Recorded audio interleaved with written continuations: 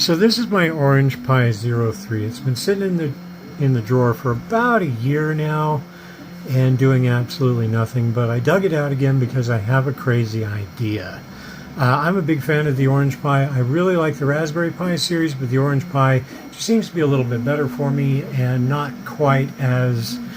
I guess it just runs a little better. I enjoy these. There's not quite as much support for them, but for the price tag, I'll do it. So what I want is I want an Atari ST. And I figured I'd just go ahead and make my own. Now, I've got a case kind of going over there for it. I've designed it and put it together. It's just a temporary one, MNJCG, Mike and James Classic Games. And I'm going to do a better one later in the appropriate gray.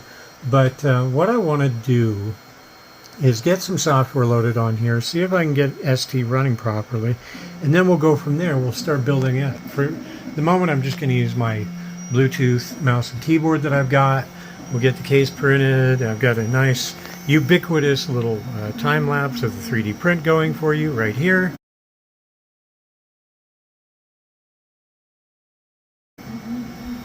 And then I know what some of you are saying, well, why don't you just buy a dead Atari ST and then you can use that?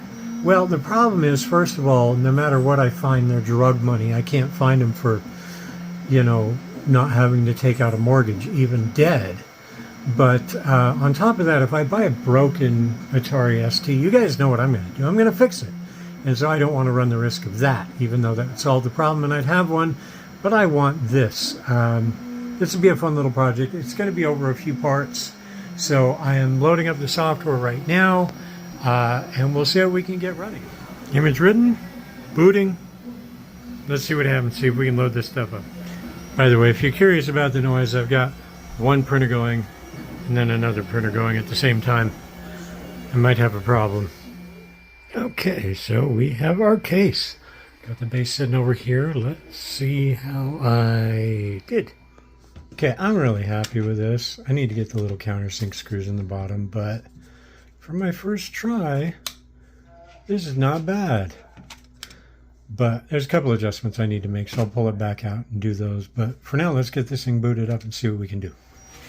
Alright, so Atari, which is the Atari ST emulator for Linux, is now installing.